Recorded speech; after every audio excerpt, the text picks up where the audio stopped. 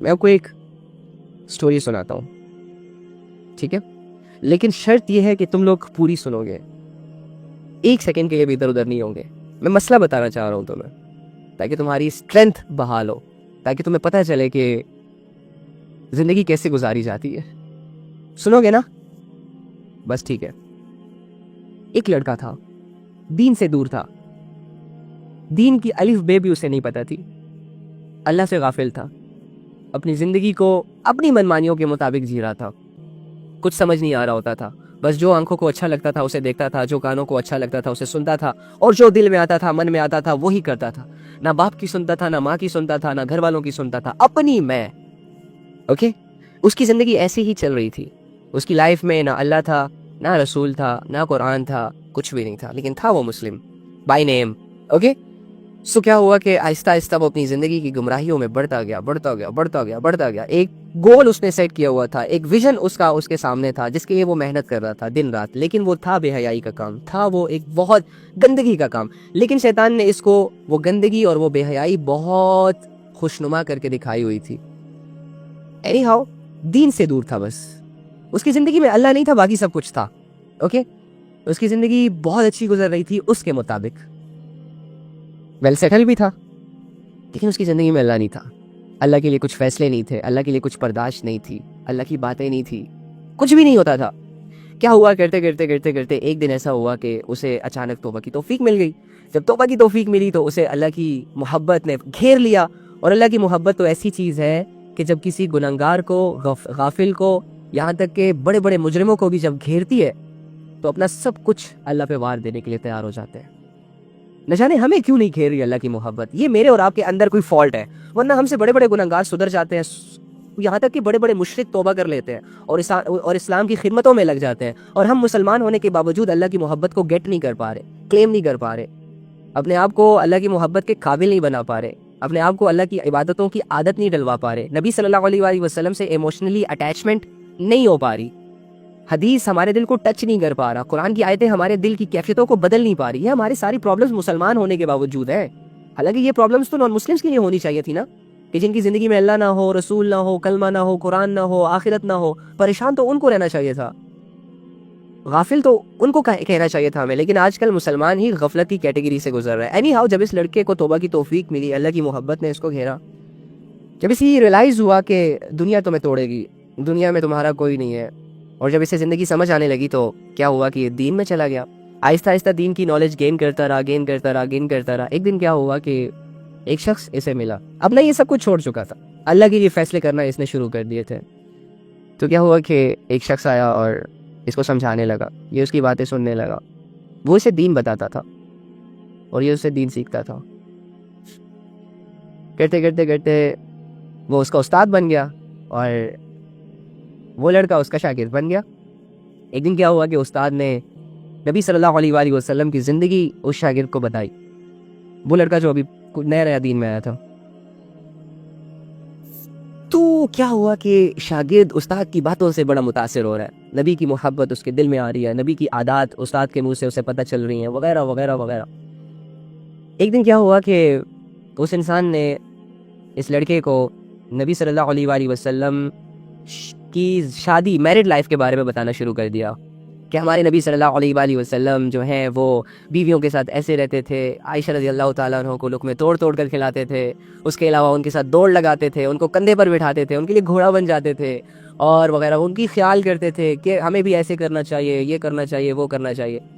اب شاگرد تو چونکہ نیا تھا دین میں, وہ تو سنتا گیا, اس کے دل میں بھی ایسے جذبات بنتے گئے اپنی بیویوں کے لیے جو آنے والی.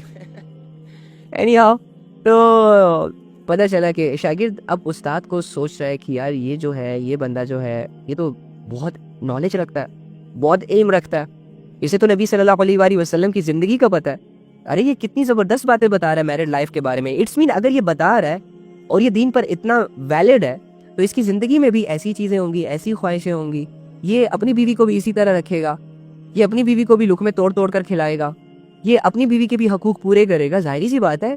تو یہ لڑکا بیچارہ جو نیا آیا تھا, زندگی کو ابھی سمجھنا اس نے شروع کیا تھا, وہ اس کی باتوں سے متاثر ہوا اور اس نے دل میں سوچ لیا کہ کاش میری بہن کا نکاح جو ہے وہ اس لڑکے سے ہو جائے, یعنی جو اسے ایسی باتیں بتا رہا ہے. تو کیا ہوا کہ وہ دل ہی دل میں سوچ رہا ہے، اللہ سے بھی مانگ رہا ہے کہ اللہ اگر یہ شخص میری بہن کے لیے بہتر ہو تو میری بہن کا نکاح کسی نہ کسی طریقے سے اس کے ساتھ کر دے. چونکہ وہ اس کے دین سے متاثر ہو گیا تھا، وہ اس کی باتوں سے متاثر ہو گیا تھا. تو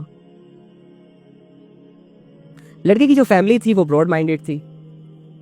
لڑکے کی فیملی میں اتنا دین نہیں تھا، اور لڑکے کی بہن، لڑکا چینج ہوا تھا، بہن تو نہیں چینج ہوئی تھی. اسی طرح فیشنیبل، اسی طرح بیچلرز میں پڑھ رہی ہے اور وغیرہ، اسی طرح مطلب ایجوکیشن، ہائی ایجوکیشن کی طرف، اور اس کی سوچ، اس کی باتیں، دنیا داری ساری. تو لڑکا پریشان ہو گیا کہ یار ان دونوں کے مزاج ہی نہیں ملتے. ایک طرف اتنا بڑا دین، اتنا بڑا پردہ، اتنا بڑا حیا، اتنی بڑی نالج، اور دوسری طرف ایک ایسی بہن جو کالج اور یونیورسٹی کے ماحول کی ہے، جسے دین کی الف بے بھی نہیں پتا. ٹھیک ہے، اینی ہاؤ کچھ وقت گزرنے کے بعد کسی نہ کسی طریقے سے اس لڑکے نے گھر آ کر بہن سے بات کی. اور پتہ بہن سے کیا کہا؟ بہن سے کہا کہ دیکھو آپ نے شادی تو کرنی ہے کسی نہ کسی سے، تو اگر میں آپ کو ایک ایسے انسان کے بارے میں بتاؤں کہ جو بہت اچھا ہے، آپ کی کیئر کرے گا، آپ کو ہمیشہ خوش رکھے گا، اور میں نے بھی وہی باتیں ان کو بتائیں کہ وہ اس مزاج کا ہے، لقمے توڑ توڑ کے کھلانے والا، ٹھیک ہے، گود میں اٹھانے والا. اینی ہاؤ، تو کیا کہتے ہیں، تو وہ لڑکا پھر اپنی بہن سے جب یہ باتیں کرے تو اس کی بہن پہلے تو کہتی ہے کہ نہیں نہیں، مجھے ایسے نہیں کرنی، مجھے ان کی پکچر دیکھنی ہے، مجھے یہ کرنا ہے، مجھے وہ کرنا ہے. لیکن وہ جو لڑکا تھا وہ تو بالکل جیسے کہ کہتے ہیں نا حیا کے لباس میں ڈھکا چھپاؤ. تو اس نے کہا نہیں جی میری زندگی میں پکچر الاؤڈ نہیں ہے، ایسا نہیں ہے. جب بات چلی خیر تو دین کی نسبت کو سامنے رکھ کر اس لڑکے نے اپنی بہن کی شادی اس لڑکے سے کر دی، جو کہ اس کے میچ کا بالکل نہیں تھا. لیکن بس دین کو سامنے رکھ کر ایک اتنا بڑا فیصلہ اس نے کیا، اور اس لڑکے نے اس فیصلے کو کرتے ہوئے خاندان کی مخالفت، لوگوں کی باتیں، دوستوں کی باتیں، سب کچھ سنا. جب حق مہر کی بات آئی تو اس نے کہا کہ مجھے 5 لاکھ حق مہر چاہیے، اس کی بہن نے کہا. تو اس لڑکے نے کہا کہ نہیں، دین میں تو سمپل نکاح ہوتا ہے، سمپل سی شادی ہوتی ہے، اتنے بڑے حق مہر کا کیا کرنا.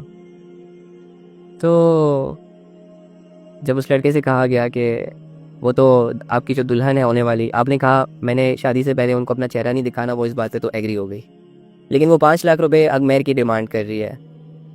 تو اس لڑکے نے کہا کہ نہیں یہ وہ فلاں فلاں فلاں. بات آئی جی 10,000 روپے کے حق مہر پر. اس لڑکے نے اپنی بہن کا رشتہ اس انسان کو دے دیا کہ جو اسے ہمیشہ نبی کی سیرت بتاتا تھا، جو اسے ہمیشہ حضرت عائشہ رضی اللہ تعالیٰ عنہ کے بارے میں بتاتا تھا. اینی ہاؤ سال گزرا، 2 سال گزرے، سب ٹھیک تھا، اچھا تھا، خوش تھے. وہ لڑکا پوچھتا رہتا تھا بہن کیسا ہے، سب ٹھیک ہے. تو کیا ہوتا تھا کہ تقریباً 1 سال گزرنے کے بعد حالات چینج ہو گئے، بدل گئے.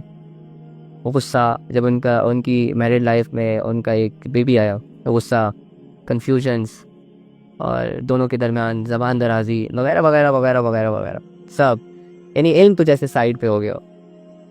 اور کرتے کرتے کرتے کرتے کرتے کرتے بات یہاں تک پہنچی کہ اس لڑکے کی بہن کو طلاق دے دی جاتی ہے. ایسی سچویشن میں کہ جس سچویشن میں اس کی بہن اسٹریس میں ہو، اس کی بہن کو سمجھ ہی نہ آ رہی ہو کہ میں کیا بات کر رہی ہوں، کیسے بول رہی ہوں، ان کے اپنے حالات تھے، ٹونٹ کرنا وغیرہ وغیرہ. تو یہاں تک بات پہنچی. تو مجھے بتائیں کہ آزمائش ہے کہ نہیں ہے نا؟ بہت بڑی آزمائش ہے نا.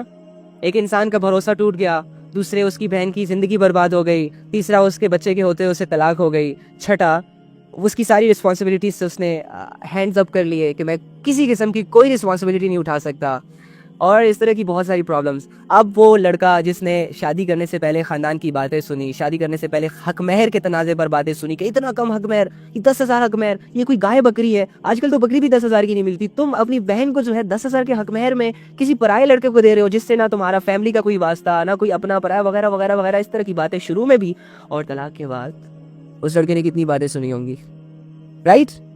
اور کیونکہ اور پھر اس لڑکی کے، اس بہن کے منہ سے اس لڑکے نے کتنی باتیں سنی ہوں گی. تو مجھے بتائیں اس لڑکے کی زندگی آپ کو کیسے لگتی ہے؟ اسے تو پریشان ہو جانا چاہیے تھا نا، اسے تو مر جانا چاہیے تھا. اسے تو غموں اور پریشانیوں اور دکھوں نے پکڑ لینا چاہیے تھا نا، لیکن وہ تو آپ لوگوں کے سامنے بیٹھ کے آپ سے اللہ رسول کی بات کر رہا ہے.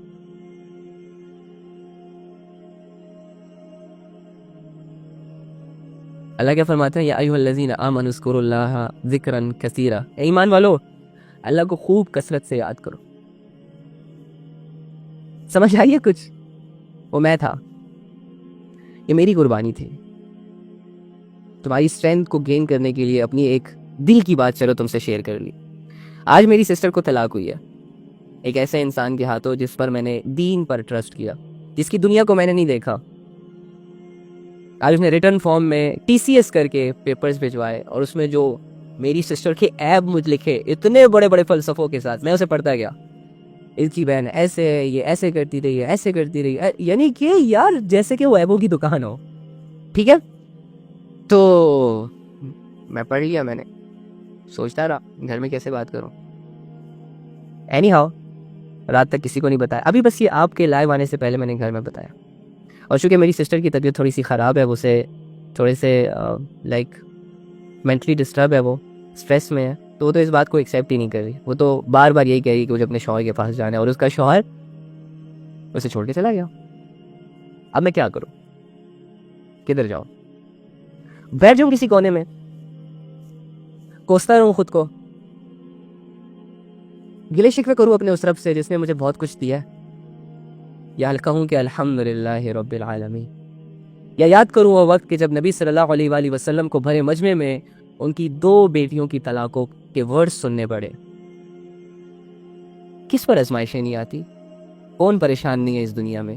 کس پر عذاب نہیں ٹوٹتے؟ سبھی ہے. لیکن مسئلے کیا ہوں گے؟ پرابلمز کیا ہوگی؟ اس کے سلیوشنز کیا ہوں گے؟ ڈیل کیسے کرنا ہے؟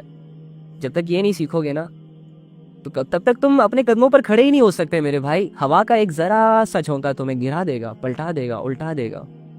اینی ہاؤ اس چیز کو بالکل بیس نہیں بنانی کہ میں کوئی سمپتی آپ لوگوں سے بٹورنا چاہ رہا ہوں. یہ تو میرے دل کی بات ہے، اپنے بہنوں اور بھائیوں کے سامنے رکھتی ہے. بتانا چاہ رہا ہوں صرف کہ اگر میں اتنے حالات کے باوجود کہ ایک طرف میری بہن کو آج ہی طلاق ہوئی ہے اور آج ہی میں بیٹھ کے ہنس کے اللہ کی باتیں کر رہا ہوں، ٹھیک ہے، تو یہ مجھے لگتا ہے کہ اللہ کی طرف سے ایک بہت بڑا گاڈ گفٹ ہے. ٹھیک ہے، اور یہ اس وجہ سے ہوا. اگر میں جاہل ہوتا، اگر میرے پاس علم نہ ہوتا تو ابھی میں دیواروں سے ٹکرے مار رہا ہوتا، یا میں کوئی غلط قدم اٹھاتا اپنی غیرت میں، اپنے جذبات میں. کیونکہ ظاہر ہے ایسے لمحات میں عقل بحال نہیں رہتی انسان کی.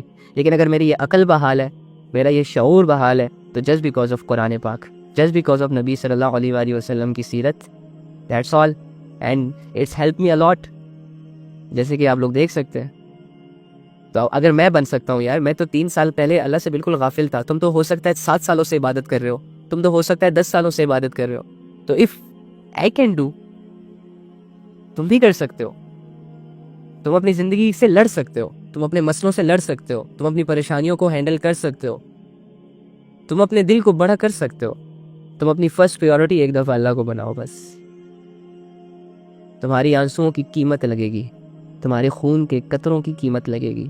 تمہاری ایک ایک سوچ جو تمہیں پریشان کرتی ہے تمہاری آخرت بنائے گی. تمہارا ایک ایک وہم، ایک ایک ڈر تم سے تمہارے اللہ کو قریب کرے گی. تمہاری زندگی کا مقصد لوگ نہیں ہے. لوگ بدلتے رہتے ہیں، لوگوں کے چہرے اور لوگوں کا اندر کبھی ایک نہیں ہو سکتا. تم بس اللہ پہ بھروسہ کرو جو چینج ہونے سے پاک ہے، جو بھول سے پاک ہے، جو انسان سے محبت کرتے ہیں اور اس لیول کی محبت کرتے ہیں کہ انسان کی ساری امیدوں پر وہ پورا اترتا ہے. اس لیول کی محبت کرتے ہیں کہ انسان کی زندگی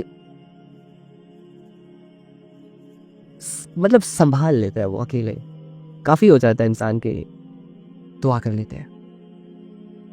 اللہم انی اسألک بأن لک الحمد یا بدیع السماوات والارض یا حنان یا منان یا ذو الجلال والاکرام یا حی یا قیوم یا ارحم الراحمین یا رب العالمین. اے اللہ، اے تمام جہانوں کے مالک، اے تمام جہانوں کے خالق، اے زمینوں اور آسمانوں کو بنانے والے، اے اس رات کو ہمارے اوپر لانے والے اور اس رات کے نقشے کو ختم کرنے والے، اے اس سورج کو چمکانے والے، آسمان کو اٹھانے والے، زمین کو بچھانے والے رب، اے تنہا رب، اے وہ رب جو پوری دنیا کو سنبھال رہے، جسے کسی کی ضرورت نہیں اور سب اسی کے محتاج ہیں۔ اے اللہ ہم مانتے ہیں اس بات کو کہ ہم سب تیرے محتاج ہیں۔ اے اللہ ہم مانتے ہیں اس بات کو کہ ہم تیرے بغیر کچھ نہیں۔ اے اللہ ہم مانتے ہیں اس بات کو کہ جسے تو ہدایت دے دے اسے کوئی گمراہ نہیں کر سکتا، اور جسے تو گمراہ کر دے اسے کوئی ہدایت نہیں دے سکتا۔ یا رب ہم تجھ سے ہدایت کی طلب کرتے ہیں۔ میں جانتا ہوں یا رب، ہم جانتے ہیں تیرے خزانوں میں سب سے قیمتی چیز ہدایت ہے، اور اسی کو ہم تجھ سے مانگ رہے ہیں، کیونکہ اے اللہ ہم یہ بھی جانتے ہیں کہ وہی وہ چیز ہے کہ جب تجھ سے کوئی انسان بیٹھ کے دل سے مانگتا ہے تو فوراً اسے دے دیتا ہے، اس میں انکار نہیں کرتا، اس میں دیر سویر نہیں کرتا۔ یا رب اے اللہ ہمیں ہدایت دے دے، ہم دل سے مانگتے ہیں۔ اے اللہ اگر دل سے نہیں مانگ رہے تو پہلے توفیق دے کہ دل سے مانگ سکے تجھ سے تیری ہدایت کو۔ اے اللہ ہم بے بس ہے، کمزور ہے، لاچار ہے، بے سہارا ہے، در بدر کی ٹھوکریں کھا رہے ہیں، شیطان پٹک پٹک کے مار رہا، کچھ سمجھ نہیں آ رہی کیا کر رہے ہیں، کدھر جا رہے ہیں۔ اے اللہ تو سمجھا دے، آپ سمجھدار ہیں اللہ، ہم تو لا علم ہیں، آپ علیم ہیں۔ اے اللہ ہم محتاج ہیں۔ اے اللہ تو عطا کرنے والا ہے، ہم لینے والے، تو معاف کرنے والا ہے، ہم معافی مانگنے والے، تیرے بغیر کدھر جائے؟ کون ہے؟ کوئی نہیں۔ اے اللہ ہماری جھوٹی زبانیں، جھوٹے دل، دنیا سے متاثر زندگیاں، ان کو تو ہی بدل سکتا ہے یا رب، اور کوئی نہیں ہے ہمارا۔ یا رب ہمیں اپنے قریب کر لے، ہمیں اپنی ذات کی پہچان کروا دے یا رب، ہمیں اپنی عبادتوں کو کرنے کی توفیق عطا فرما دے، ہماری زندگیوں میں گناہوں کو دور کر دے، ہم سے غفلتوں کو دور کر دے یا رب۔ اے اللہ ہم غفلتوں میں نہیں مرنا چاہتے، گناہوں میں نہیں مرنا چاہتے۔ اے اللہ جتنے بھی گناہگار گناہوں میں مر گئے ان کی مغفرت فرما، اگر ان کی تجھے مغفرت فرما دی ہے تو ان کے درجات میں بلندیاں عطا فرما۔ ہم سب کی زندگیوں میں موجود جتنے گناہ ہیں اس کو دور کر دے، جتنی نیکیاں ہمارے لیے مشکل ہیں اللہ ان کو آسان کر دے۔ ہمارے گھروں میں ہمارے والدین کی مغفرت فرما، ہمارے بہن بھائیوں کی مغفرت فرما، ہمارے ہمسائے پڑوسیوں کی مغفرت فرما، ہمارے ملک و قوم کی بچے اور بچیوں نوجوانوں کی مغفرت فرما۔ اے اللہ ہم سب کو توفیق دے، ہم سب کو توفیق دے کہ ہم اپنی اپنی توبہ اپنے اپنے منہ سے، اپنے اپنے دل سے تیرے سامنے کر سکے یا رب۔ اے اللہ ہمیں کسی قابل بنا دے۔ اے اللہ ہمیں آخرت کے عذاب سے بچا، آخرت کی ذلتوں سے بچا، آخرت کی رسوائی سے بچا یا رب۔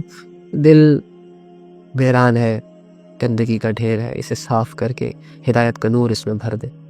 اے اللہ جو لوگ تجھ سے دور ہیں، تیری طرف آنا چاہتے ہیں، ان کو کوئی راستہ دکھائی نہیں دے رہا، ان کو اپنی طرف سے ہدایت عطا فرما، ان کے لیے ہدایت کے رستوں کو آسان کر دے یا رب۔ جن سے تو ناراض ہے ان سے راضی ہو جا، جن سے تو ناراض ہے ان سے راضی ہو جا۔ دنیا کی سب سے بڑی ہار انسان کی یہ ہار ہے کہ وہ تجھے ناراض کر دے، اپنے اعمال کی وجہ سے، غفلتوں کی وجہ سے، دنیا کے پیچھے بھاگ بھاگ کر تجھے بلا دے۔ انسان کی سب سے بڑی ہار، ہم ہارنا نہیں چاہتے، ہم تجھے کھونا نہیں چاہتے۔ تیری ذات بہت لطیف ہے، تیری ذات بہت بہت بہت زیادہ سکون دینے والی ہے یا رب۔ اگر تو ہماری زندگیوں میں نہیں ہے تو ہماری زندگیوں میں ہمیں کوئی بھی چیز انسپائر نہیں کر سکے گی، مطمئن نہیں کر سکے گی، ہمیں تو چاہیے بس۔ اور اب تو ملنے میں بہت آسان ہے، صرف مانگنے کی دیر ہوتی ہے۔ ہاں جانتا ہوں۔ آمین یا رب العالمین۔ اللہ ہم سب کو اپنی محبت ہے